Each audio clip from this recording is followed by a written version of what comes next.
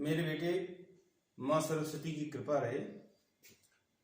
इस वीडियो में हम यूनिट 12 मीन से जनरल ऑर्गेनिक केमिस्ट्री, इसके अंतर्गत नॉमेनक्लेचर ऑफ ऑर्गेनिक कंपाउंड्स को देखेंगे। मैंने बताया था कि जो ऑर्गेनिक कंपाउंड्स होते हैं उनकी संख्या बहुत ज्यादा होती है। उसका कारण है कार्बन में कैटनेशन प्रॉपर्टी का होना। कार्बन में कैटनेशन पावर बहुत ज्यादा होती है, इसलिए वो मिलियंस ऑफ कंपाउंड बनाता है। Due to property of catenation, carbon forms millions of compounds. बहुत ज्यादा जब कंपाउंड बनाता है तो उनको नॉमिनेट करने की भी जरूरत पड़ती है, और ऑर्गेनिक कंपाउंड्स के नॉमिनेशन के लिए दो सिस्टम यूज में लाए जाते हैं। एक तो कहलाता है ओल्ड सिस्टम और ट्रेडिशनल सिस्टम, और दूसरा कहलाता है मॉडर्न सिस्टम और आईयूपीएसी सिस्टम। जो ओल्ड सिस्टम है वो पहले कुछ साइंटिस्ट ने कंपाउंड्स को आर्बिट्रेरी तरीके से नॉमिनेट किया, मतलब अपनी इच्छा के अनुसार उनको नाम दे दिया। हो सकता है ये नाम उसके पर्टिकुलर सोर्स पर डिपेंडेंट हो, या किसी पर्टिकुलर प्रॉपर्टी पर डिपेंडेंट हो, या कोई और तरीका हो सकता है। कुछ समय बाद साइंटिस्ट ने देखा कि एक ही कंपाउंड के बहुत सारे नाम हो गए और नंबर ऑफ कंपाउंड्स भी बहुत ज्यादा है। इसलिए उन्होंने इस सिस्टम को अडॉप्ट नहीं किया और एक सिस्टमैटिक सिस्टम लॉन्च किया, जिसे मॉडर्न सिस्टम और आईयूपीएसी सिस्टम कहते हैं। ट्रेडिशनल नेम्स का एक और बड़ा दोष था कि इससे मॉलिक्यूल की स्ट्रक्चर और नेम के बीच में कोई रिलेशन नहीं था। और जो आईयूपीएसी सिस्टम है उसमें रूल्स इस तरीके से बनाए गए कि कंपाउंड का नाम और उसकी स्ट्रक्चर दोनों एक दूसरे के साथ रिलेटेड हो। अगर स्ट्रक्चर पता है तो हम नाम निकाल लें, और अगर नाम पता है तो स्ट्रक्चर निकाल लें। तो सबसे पहले देखते हैं ओल्ड और ट्रेडिशनल सिस्टम। ट्रेडिशनल सिस्टम में जो नेम असाइन किया जाता है कंपाउंड को, उसे कॉमन नेम कहते हैं, और मॉडर्न सिस्टम या इसी को आईयूपीएसी सिस्टम कहते हैं, और इसका फुल फॉर्म होता है इंटरनेशनल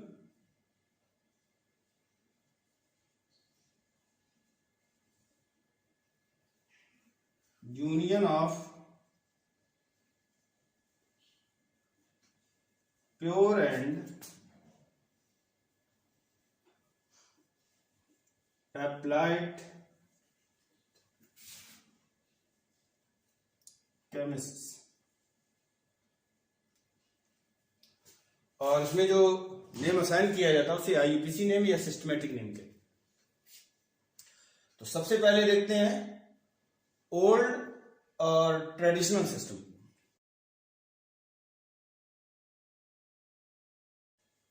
मेरे बेटे, अब हम समझेंगे ओल्ड सिस्टम और ट्रेडिशनल सिस्टम को। तो जो पहले कंपाउंड मिले उनको या तो उनकी ऑरिजिन पर बेस्ड नेम दिया गया, या उसमें कोई स्पेशल कैरेक्टर था उसको बेस करके नाम दे दिया जाता था, या फिर किसी साइंटिस्ट या कोई ग्रेट पर्सनालिटी होती थी उसको रेस्पेक्ट देने के लिए कंपाउंड को नेम दे दिया जाता था। इस सिस्टम में जो नेम अलॉट किए जाते थे उनका स्ट्रक्चर से कोई रिलेशन नहीं होता था। The common names are arbitrary, although these have no relevance with structure. ये जो नेम होते हैं वो यद्यप स्ट्रक्चर से उनका कोई रिलेशन नहीं है, लेकिन फिर भी यूजफुल होते हैं, और पर्टिकुलरली तब जब उसका जो सिस्टमेटिक नेम होता है या आईपीसी नेम होता है, जो मैं अभी बाद में डिस्कस करूंगा, वो बहुत ज्यादा बड़ा हो। अगर ज्यादा बड़ा नाम है तो जो ओल्ड सिस्टम या ट्रेडिशनल सिस्टम में जो नाम अलॉट किए जाते हैं वही सही होते हैं, but are useful when systematic names are lengthy and complicated. Old system में जो पहला तरीका मैंने बताया वो ये बताया, some compounds are named on base of origin और सर्टेन प्रॉपर्टी। इसमें अगर हम एग्जांपल देखें तो पहला है मीथेन CH4। इसे मार्स गैस भी कहा जाता है क्योंकि ये मार्सी प्लेसेस पर निकलती है, जहां दलदल होता है वहां पर ये निकलती है, इसलिए इसे मार्स गैस कहते हैं। Evolve from marshy places. इसे फायर डैम्प्ड गैस भी कहा जाता है क्योंकि जहां पर कोल माइंस होती हैं वहां पर ये गैस निकलती है। It is flammable and can trigger explosion. बहुत ज्यादा जल्दी से जलने वाली होती है, ज्वलनशील होती है, और अगर जहां पर डंप होती है वहां पर अगर थोड़ी सी भी धमक लग जाए तो ये विस्फोट कर देती है। Next compound is formic acid HCOOH। Formic acid starting में रेड आंट्स के डिस्टिलेशन से मिला, इसलिए उसे कहा जाता है फॉर्मिक एसिड। CH3COOH, इसे एस्टिक एसिड कहते हैं क्योंकि एशिया मीन्स होता है विनेगर, सिरका, और ये वास्तव में सिरका होता भी है। NH2CONH2, इसे यूरिया कहा जाता है क्योंकि ये यूरिन में पाई जाती है। C60 क्लस्टर, इसे फुलेरिन नाम दिया गया क्योंकि एक आर्किटेक्ट थे आर बकमिंस्टर फुलर, तो इसे बकमिंस्टर फुलेरिन या फुलेरिन भी कहते हैं। और वो जो आर्किटेक्ट थे वो एक स्पेशल तरीके की डॉम्स बनाने के लिए बहुत फेमस थे। उनको रेस्पेक्ट देने के लिए जो क्लस्टर था उसको नेम असाइन किया गया फुलेरिन। अब हम ओल्ड सिस्टम में ही एक दूसरे तरीके को देखेंगे जिसमें नॉर्मल, आइसो और नियो करके नेम असाइन किए जाते हैं। ट्रेडिशनल सिस्टम में कंपाउंड को नाम देने का जो दूसरा तरीका है वो है by using prefixes normal, iso, neo. जो कंपाउंड होता है उसके नेम के पहले नॉर्मल, आइसो और नियो प्रीफिक्सेस का यूज किया जाता है। जो नाम के पहले यूज किए जाते हैं उन्हें प्रीफिक्स कहते हैं, और जो नाम के बाद में यूज किए जाते हैं उन्हें सफिक्स कहा जाता है। तो जो नॉर्मल होता है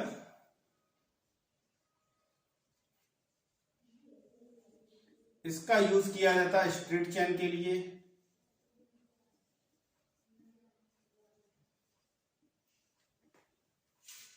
आइसो का यूज तब करते हैं जब एक CH3 group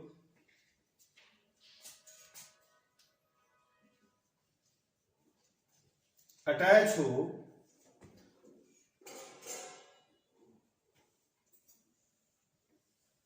at second last carbon,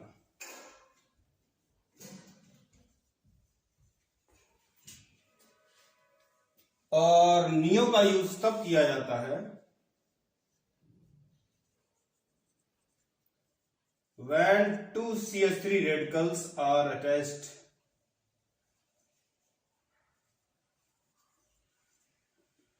at second last carbon.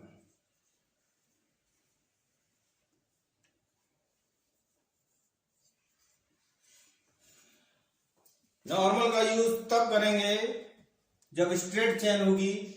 Iso का यूज तब किया जाएगा जब एक CH3 ग्रुप अटैच होगा at second last carbon.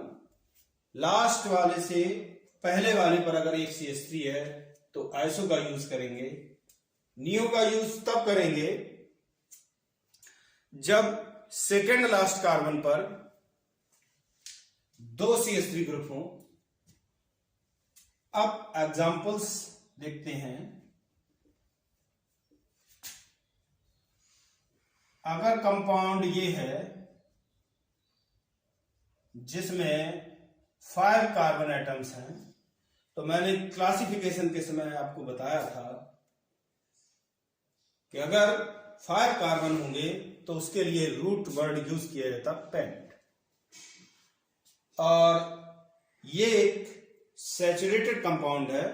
Saturated compound के लास्ट में एन आता है, इसलिए इसका नाम हो जाएगा पेंटेन।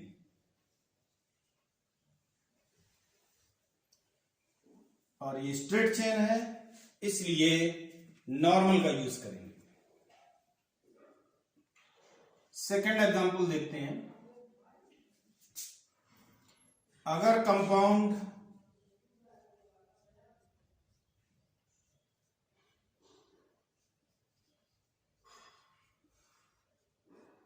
इस तरीके का है तो इसमें भी अगर हम number of carbon atoms count करें तो वो 5 है।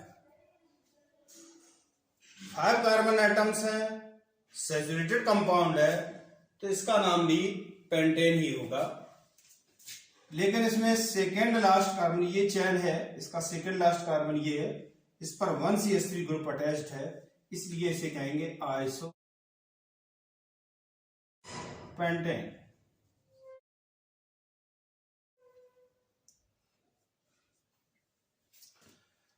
नेक्स्ट कंपाउंड देख रही हैं।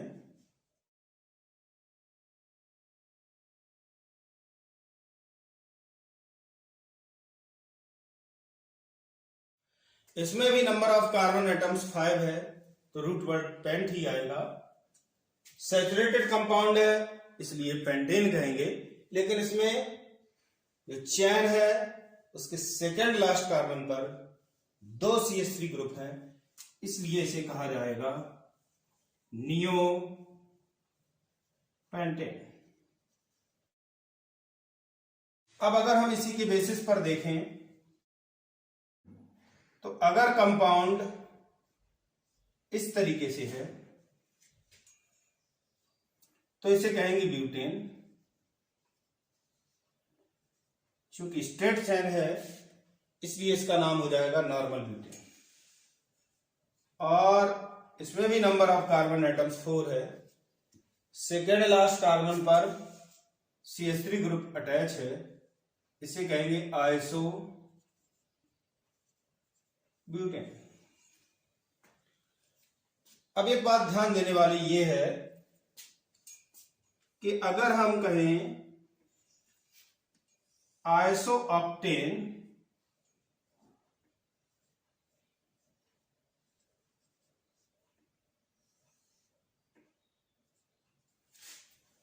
इसका स्ट्रक्चर क्या होगा, तो जैसा मैंने अभी तक बताया उसके बेसिस पे अगर आप लिखेंगे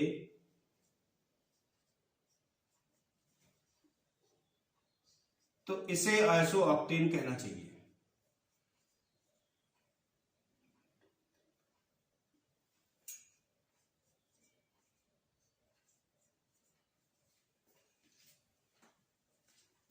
वन, टू, 3, 4, 5, 6, 7 और 8, इसे आइसो ऑक्टेन कहना चाहिए। लेकिन वास्तव में ये आइसो ऑक्टेन नहीं होता। तो फिर आइसो ऑक्टेन क्या होता है? आइसो ऑक्टेन इस तरीके से होगा, CH3 CH CH3 CH2 C CH3 CH3 CH3, ये आइसोएक्टेन है। It is isooctane but it is not. इसका क्या कारण है? तो मैंने बताया था कि जब ट्रेडिशनल नेम्स दिए जाते हैं तो उनमें कोई लॉजिक नहीं होता। यही इस सिस्टम का सबसे बड़ा ड्रॉबैक है कि इसका स्ट्रक्चर और कंपाउंड के नेम में कोई पर्टिकुलर रिलेशन नहीं है। अब हम ट्रेडिशनल सिस्टम में ही अगला तरीका देखेंगे और उसमें कंपाउंड को जो नाम दिया जाता है उसमें कार्बन के लिए प्राइमरी, सेकेंडरी, टर्सरी और क्वाटरनरी प्रीफिक्सेस का यूज करते हैं।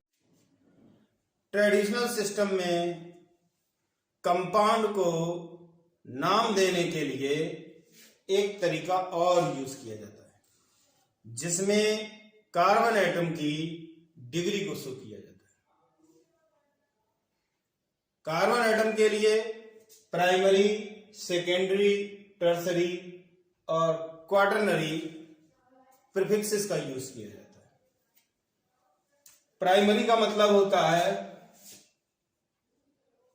ऐसा कार्बन जो केवल एक कार्बन से कनेक्टेड हो। The carbon connected with one carbon. Secondary का मतलब होता है वो कार्बन जो टू कार्बन एटम से कनेक्टेड हो। टर्सरी का मतलब होता है वो कार्बन जो थ्री कार्बन एटम से कनेक्टेड हो।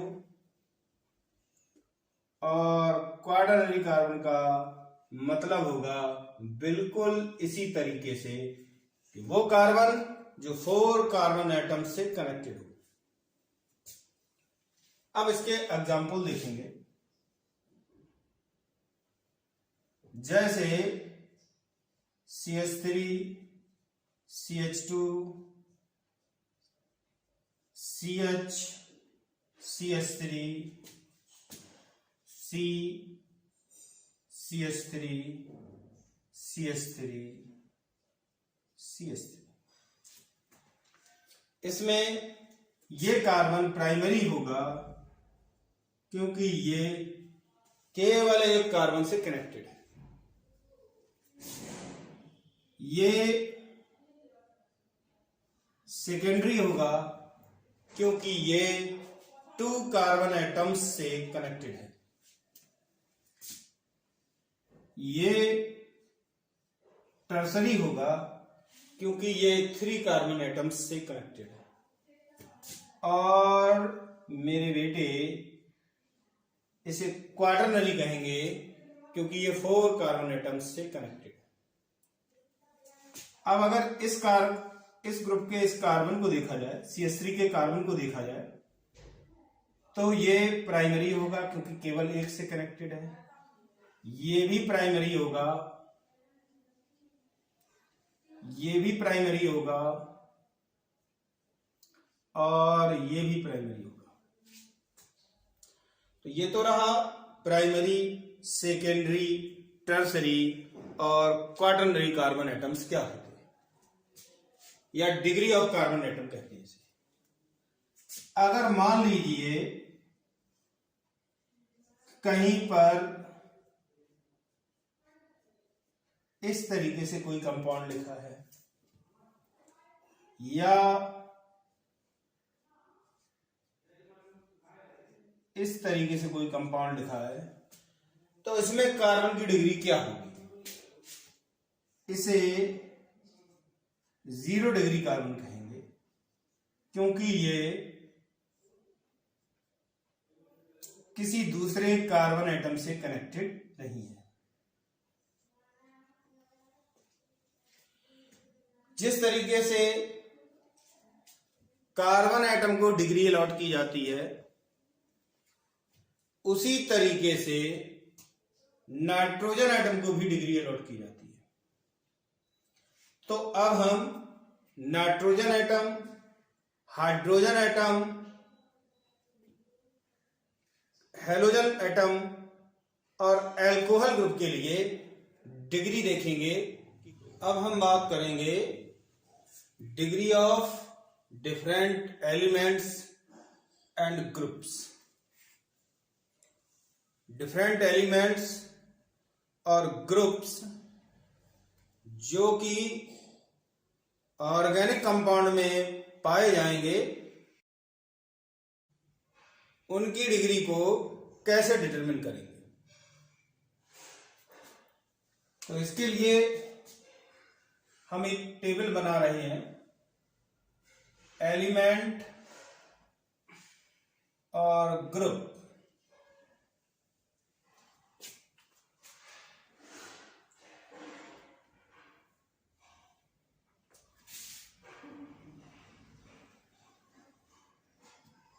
डिपेंडेंस ऑफ डिग्री,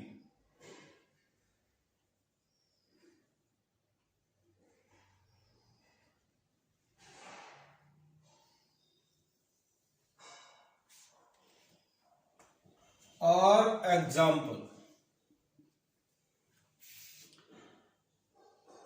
पहला जो एलिमेंट है वो हम कार्बन ले रहे हैं, और मैं पहले भी बता चुका हूं कि कार्बन की जो डिग्री होती है वो अटैच्ड कार्बन एटम्स पर डिपेंड करती है।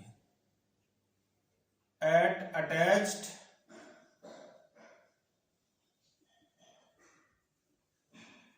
Carbon atoms. अगर कोई कार्बन केवल एक कार्बन से अटैच होता है तो वो प्राइमरी डिग्री का कार्बन होता है। अगर दो कार्बन से अटैच होता है तो उसकी डिग्री 2 होती है।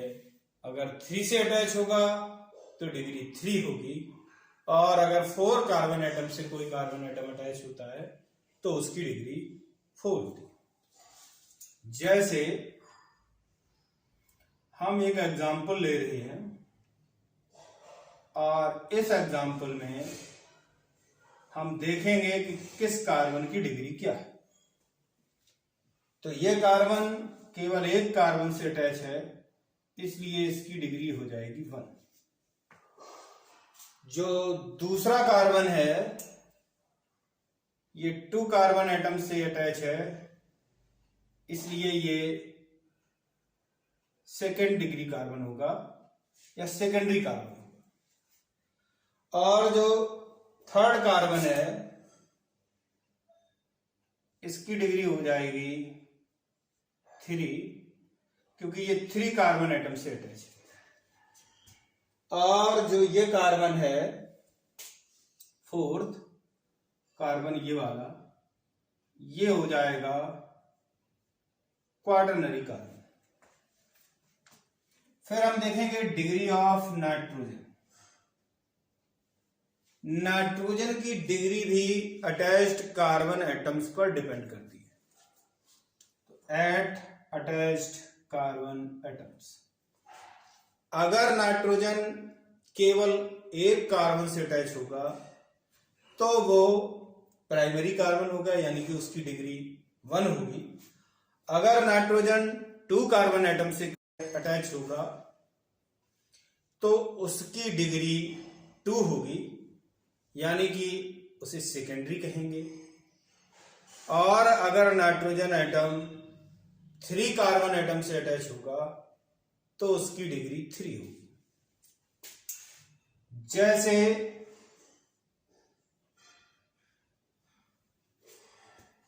एक कंपाउंड ये है CH3CH2NH2, दूसरा कंपाउंड ये है CH3NHCH3, और तीसरा कंपाउंड ये है CH3 and CH3CH3। हमें इन तीनों कंपाउंड्स में नाइट्रोजन की डिग्री को डिसाइड करना है। एक कंपाउंड होता है अमोनिया, उससे अगर हाइड्रोजन निकल जाती है, वन हाइड्रोजन एटम अगर एल्किल ग्रुप द्वारा रिप्लेस किया जाता है तो जो कंपाउंड बनता है उसे कहते हैं प्राइमरी एमीन। अगर एक और हाइड्रोजन एटम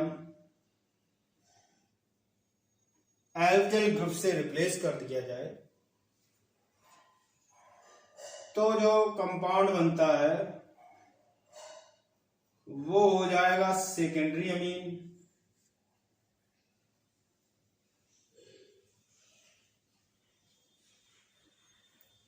और अगर जो हाइड्रोजन बचा हुआ है वो भी रिप्लेस हो जाए एल्किल ग्रुप से तो मेरे बेटे जो कंपाउंड बनता है उसे टर्सरी अमीन कहते हैं। अब एक बात और समझिए कि नाइट्रोजन पर एक लोन पेयर ऑफ इलेक्ट्रॉन होता है, वो यहां पर भी है, यहां पर भी होगा, यहां पर भी होगा और यहां पर भी होगा। अगर टर्सरी अमीन से कोई ऐसा एल्किल ग्रुप आकर के जुड़े जिसके कार्बन पर पॉजिटिव चार्ज हो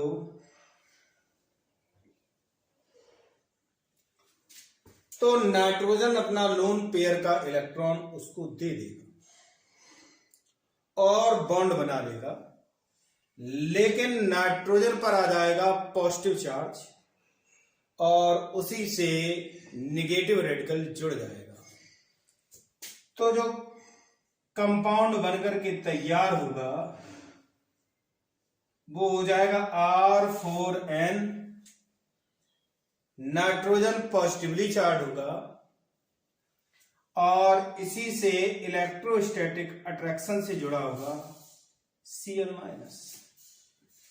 और इस तरीके से ये सॉल्ट बनता है, इसे कहते हैं quaternary ammonium salt. Quaternary ammonium salt में नाइट्रोजन 4 कार्बन एटम से अटैच होता है। तो अब अगर हम पहला जो कंपाउंड लिया है उसकी डिग्री को देखेंगे तो ये प्राइमरी अमीन हो जाएगा, यानी कि इसमें जो नाइट्रोजन है उसकी डिग्री 1 होगी। जो दूसरा कंपाउंड है उसमें नाइट्रोजन 2 कार्बन से अटैच है, इसलिए उसकी डिग्री 2 होगी। और तीसरा है उसमें नाइट्रोजन 3 कार्बन एटम से अटैच है, इसलिए इसकी डिग्री 3 होगी। इसे प्राइमरी अमीन कहेंगे, इसे सेकेंडरी अमीन कहेंगे और इसे टर्सरी अमीन कहेंगे। और मैंने ये भी बताया कि अगर नाइट्रोजन अपना लोन पेयर यूज करके 4th कार्बन से अटैच होता है तो अमोनियम आयन बनता है, अमोनियम टाइप आयन बनता है। और अगर इस तरीके का कोई सॉल्ट है तो उसे क्वाटरनरी अमोनियम सॉल्ट। तो ये तो रहा डिग्री ऑफ अमीन के बारे में। अब हम डिग्री ऑफ हाइड्रोजन को देखेंगे।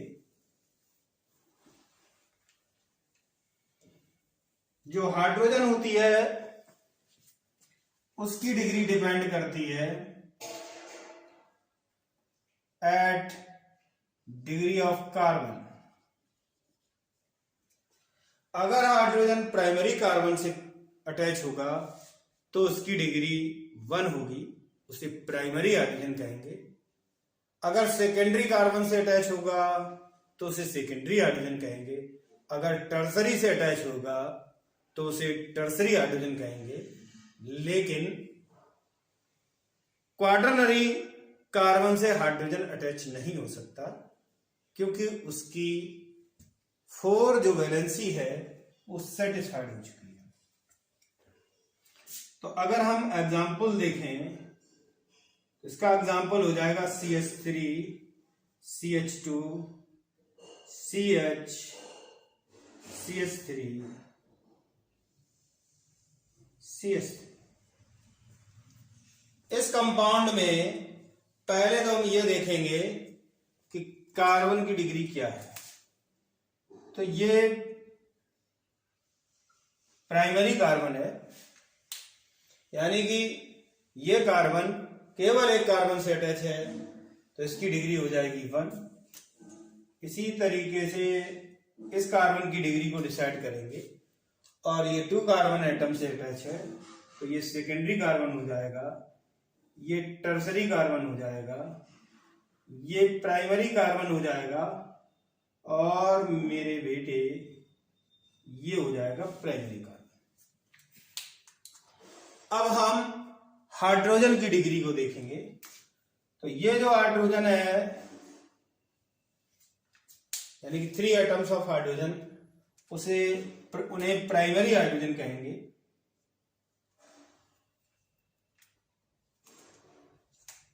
जो ये हाइड्रोजन अटैच है वो सेकेंडरी कार्बन से अटैच है, इसलिए ये सेकेंडरी हाइड्रोजन होगी। This one is primary hydrogen and this is secondary hydrogen. तो यहां पर प्राइमरी हाइड्रोजन 3 है, और यहां पर जो 2 हाइड्रोजन है, जो 2 हाइड्रोजन एटम अटैच है इस कार्बन से, वो सेकेंडरी हाइड्रोजन होगी। ये हो जाएगी टर्सरी हाइड्रोजन, और मेरे बेटे ये दोनों ही प्राइमरी हाइड्रोजन होंगे। अब अगर हम प्राइमरी हाइड्रोजन, सेकेंडरी हाइड्रोजन और टर्सरी हाइड्रोजन की नंबर को काउंट करें, तो इसमें number of primary hydrogen atom 3 + 3 + 3 mean to say 9 हो जाएगी, और नंबर ऑफ सेकेंडरी हाइड्रोजन हो जाएगा 2, और नंबर ऑफ टर्सरी हाइड्रोजन हो जाएगा 1। ओवरऑल ऐड करके देख लेंगे।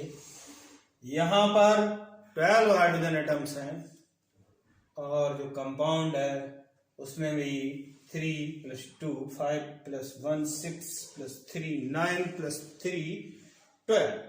इसमें भी 12 और इसमें भी 12। इसका मतलब हमने सारे हाइड्रोजन एटम काउंट कर लिए। तो प्राइमरी हो गया 9, number of primary hydrogen atoms is 9, number of secondary hydrogen atoms is 2, and the number of tertiary hydrogen atoms is 1। तो ये तो रहा डिग्री ऑफ हाइड्रोजन के बारे में। अब हम बात करेंगे डिग्री ऑफ हैलोजन। तो हम बात करेंगे डिग्री ऑफ हैलोजन एटम्स की। तो सबसे पहले देखेंगे हैलोजन एटम्स में हम क्लोरीन को ही ले रहे हैं। तो the degree of halogen atom depends at the degree of attached carbon.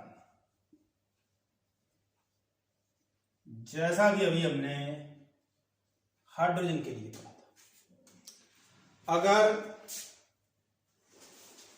कहीं पर हैलोजन एटम प्राइमरी कार्बन से अटैच है तो उसकी डिग्री हो जाएगी 1, यानी कि ये हो जाएगा प्राइमरी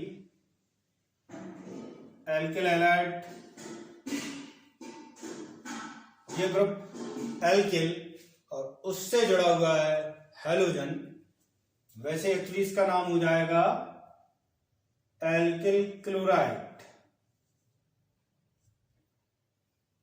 और आर लिखें या CH3 लिखें, वो आपको आगे समझ में आ जाएगा।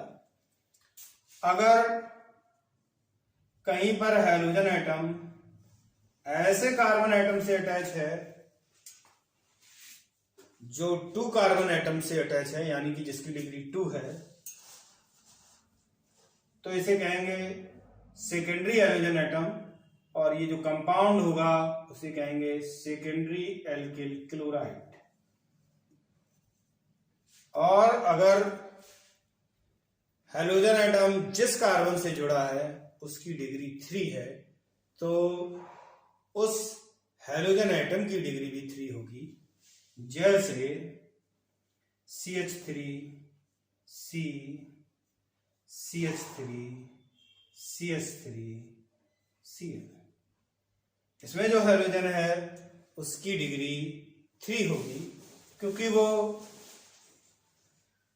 3 डिग्री वाले कार्बन एटम से अटैच है, इसलिए इसे कहेंगे टर्सरी एल्किल क्लोराइड। तो ये तो रहा डिग्री ऑफ हैलोजन के बारे में। बिल्कुल इसी तरीके से हम अल्कोहल की या OH ग्रुप की डिग्री भी डिसाइड करते हैं, वो भी नंबर ऑफ हैलोजन एटम्स पर डिपेंड करती है। अगर प्राइमरी कार्बन से OH ग्रुप होगा अटैच, तो इसे कहेंगे प्राइमरी अल्कोहल। अगर OH ग्रुप उस कार्बन एटम से अटैच है जो सेकेंडरी है, तो इसे कहेंगे सेकेंडरी अल्कोहल। और अगर कार्बन एटम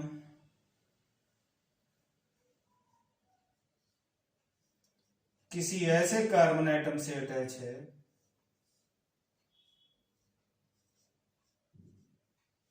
जो 3 कार्बन एटम से अटैच होता है, यानी कि जो टर्सरी होता है, तो ऐसे OH ग्रुप की डिग्री हो जाएगी 3, मीन टू से ये हो जाएगा टर्सरी अल्कोहल। तो अब इससे रिलेटेड हम कुछ क्वेश्चंस देखते हैं। मेरे बेटे, जो पहला क्वेश्चन है उसमें दिया गया है calculate the number of primary, secondary, tertiary and quaternary carbon atoms. हमें प्राइमरी, सेकेंडरी, टर्सरी और क्वाटरनरी कार्बन एटम्स की नंबर निकालनी है। तो ये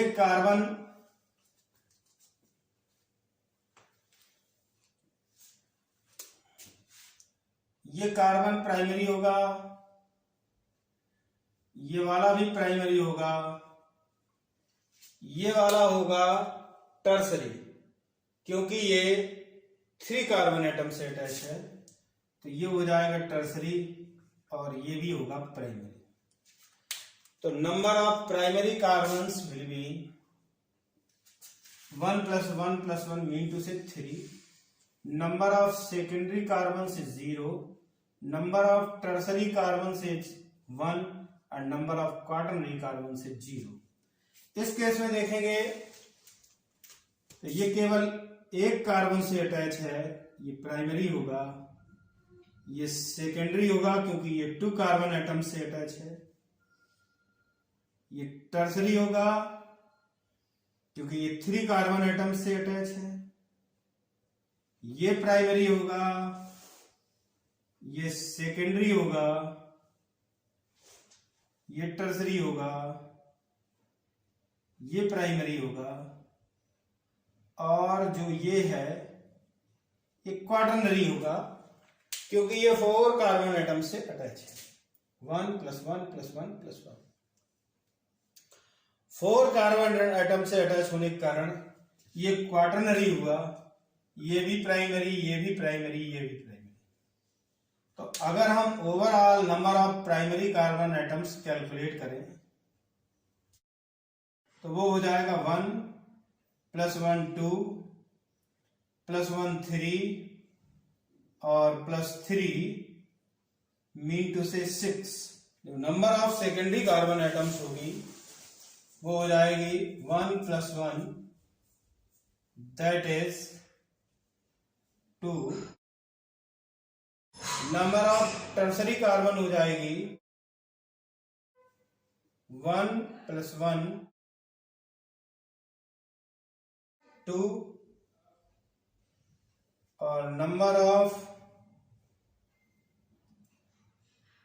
क्वाटरनरी कार्बन एटम्स हो जाएगा 1।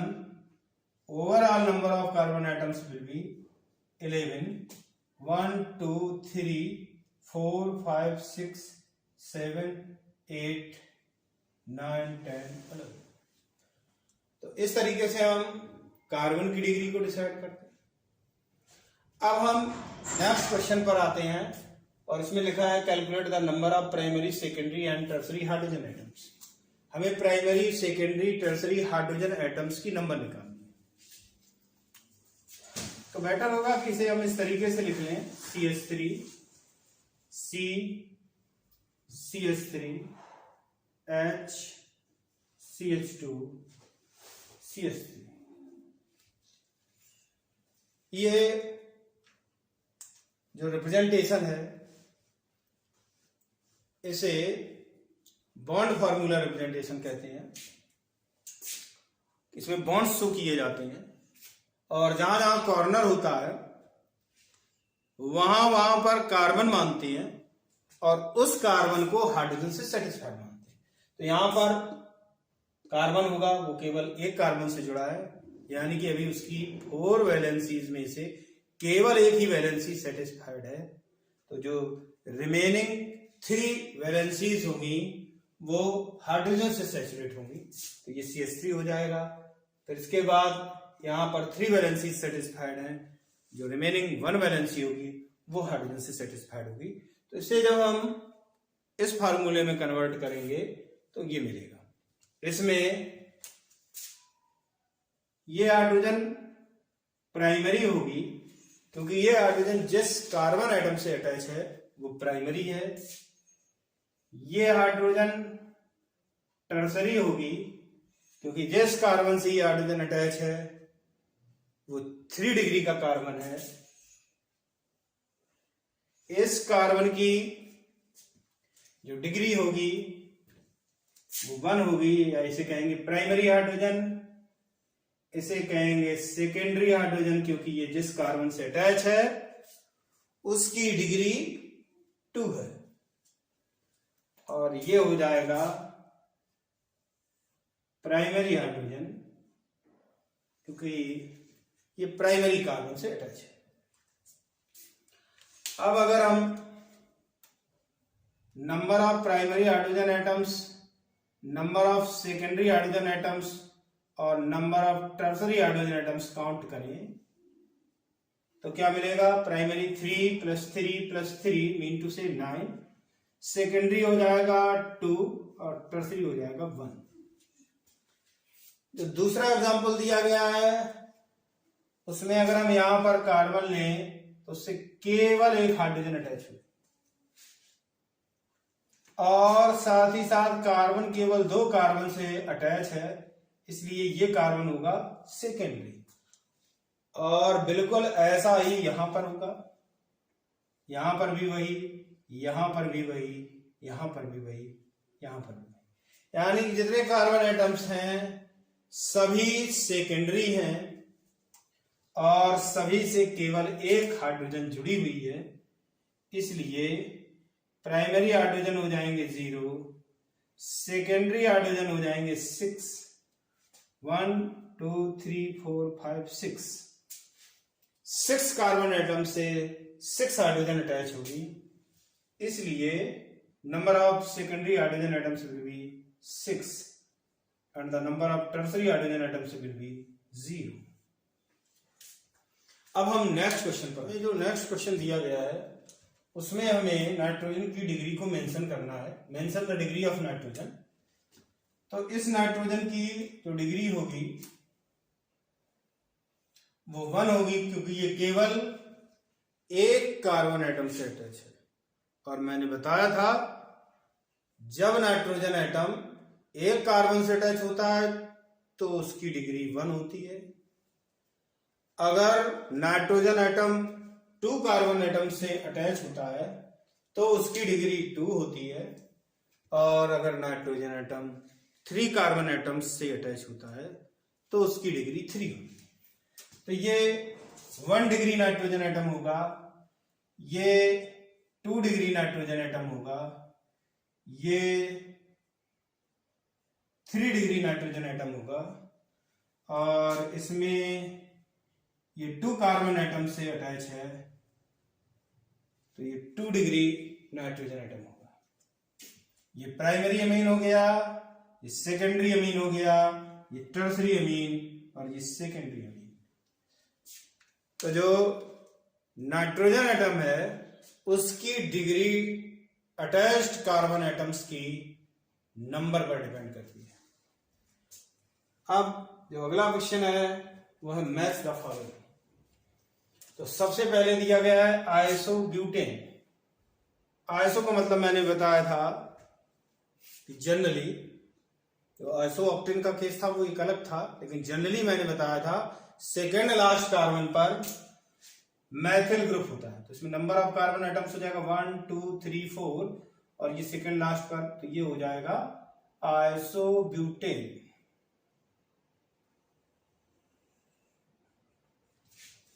सेकेंड इज नियोपेंटेन, तो ये हो जाएगा नियोपेंटेन,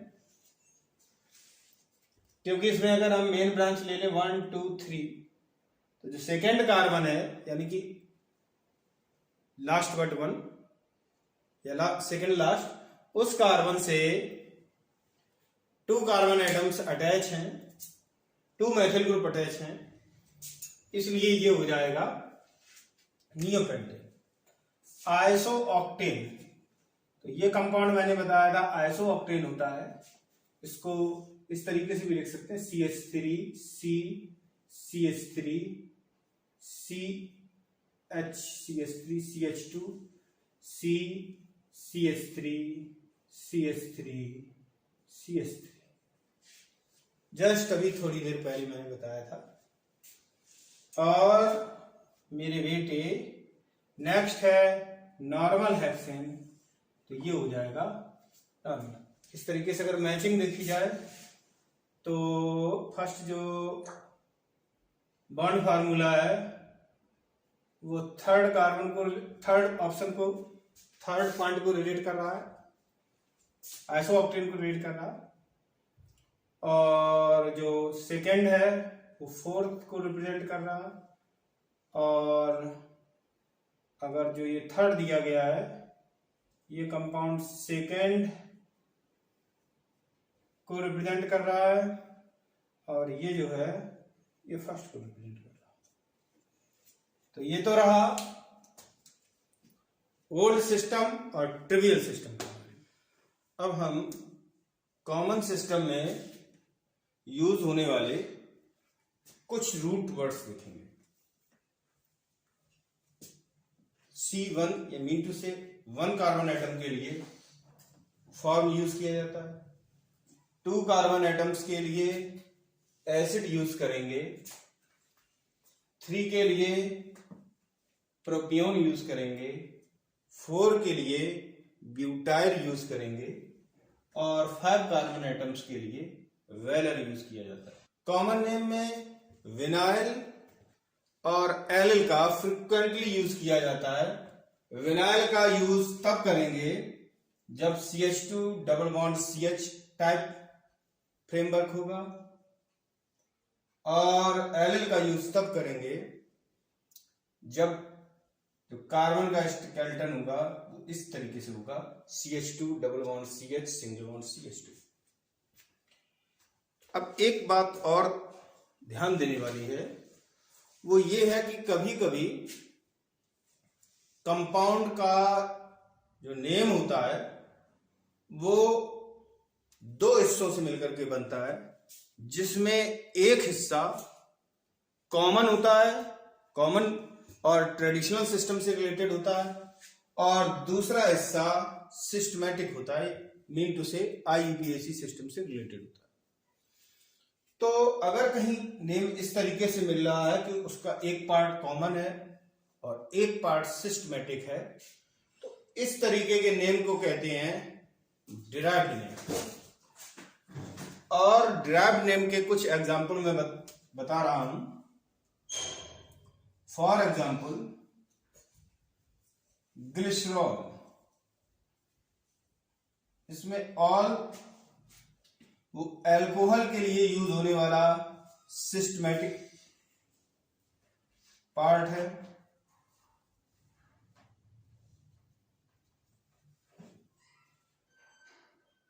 और ग्लाइसर कॉमन पार्ट हो गया। इसी तरीके से हम देखेंगे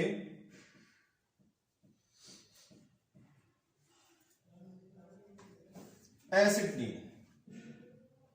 एसिटिलीन में एस्टेल पार्ट कॉमन होगा,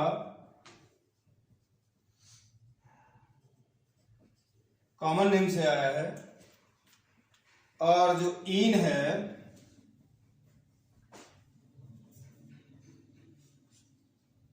वो सिस्टमैटिक पार्ट। अब हम इन क्वेश्चंस को सॉल्व करेंगे। The trivial name among the following is, हमें ट्रिवियल नेम देखना है। First is glycerol,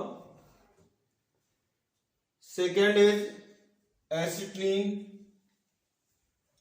third is uric acid, fourth is Stalin. तो इसमें इन लगा हुआ है जो सिस्टमैटिक पार्ट है, इसमें भी इन लगा हुआ है, ये भी सिस्टमैटिक पार्ट है, और इसमें ऑल लगा हुआ है, ये भी सिस्टमैटिक नोमेनक्लेचर का पार्ट है। केवल यूरिक एसिड ही ऐसा है जो ट्रिवियल नेम है, बाद बाकी सभी डिराइव्ड नेम्स होंगे, क्योंकि इन सभी में जो नेम है उसमें कुछ पार्ट ट्रेडिशनल सिस्टम का है और कुछ पार्ट IUPAC सिस्टम से लिया गया। नेक्स्ट क्वेश्चन में दिया गया the derived name among the following is. अब की बार हमको डिराइव्ड नेम को देखना है। तो यूरिया दिया गया है, ये ट्रिवियल नेम है। फॉर्मिक एसिड दिया गया है, ये भी ट्रिवियल नेम है। फ्लोरीन, ये भी ट्रिवियल नेम है। और एसीटोन, इसमें ओन आया है, इतना पार्ट ट्रेडिशनल सिस्टम का या ट्रिवियल सिस्टम का है, और ओन जो है वो सिस्टमैटिक पार्ट हो गया, सिस्टमैटिक सिस्टम का पार्ट हो गया। इसलिए ये जो कंपाउंड एसीटोन है यही डिराइव्ड नेम है। यूरिया मैंने बताया था यूरिन में पाई जाती है, इसलिए इसे यूरिया कहा जाता है। फॉर्मिक एसिड मैंने बताया था कि फॉर्मिक एसिड को रेड आंट्स के डिस्टिलेशन से बनाया गया था, इसलिए इसे फॉर्मिक एसिड कहते हैं। Formica means red ants. Fluorine, ये क्लस्टर होता है, और ये जो क्रिस्टल का नेम पड़ा वो आर्किटेक्ट फुलर के कारण पड़ा, बकमिंस्टर, आर बकमिंस्टर फुलर। तो उनको रेस्पेक्ट देने के लिए जो क्लस्टर बनाया गया था उसको फ्लोरीन कहा गया। जो क्रिस्टल बना था वो कर्ल, स्मेली और क्रेटो ने बनाया था, लेकिन उन्होंने इस जो क्रिस्टल बनाया था उसका नाम फ्लोरीन आर्किटेक्ट फुलर के नाम पर रखा, क्योंकि वो उस समय जियोडेसिक डॉम्स बनाने के लिए फेमस थे। अब हम जो बात करेंगे वो बात करेंगे मॉडर्न सिस्टम की। तो ओवरऑल मैंने जो बताया वो केवल इतना बताया कि ओल्ड सिस्टम में या ट्रेडिशनल सिस्टम में कोई रूल्स नहीं, कोई रेगुलेशन नहीं, एक ही कंपाउंड के बहुत सारे नाम हो सकते थे। तो साइंटिस्ट्स ने जिनेवा में IUPAC सिस्टम को लॉन्च किया। इसलिए IUPAC सिस्टम को जिनेवा सिस्टम भी कहा जाता है। तो ये वीडियो यहीं फिनिश होता है। हम नेक्स्ट वीडियो में जिनेवा सिस्टम और IUPAC सिस्टम की बात करेंगे। तब तक आप सभी इस वीडियो को देखें और नोट्स बनाएं। जब भी आप याद करें तो लिख करके जरूर देखा करें। मिलते हैं नेक्स्ट वीडियो में IUPAC सिस्टम के साथ। Till then work hard.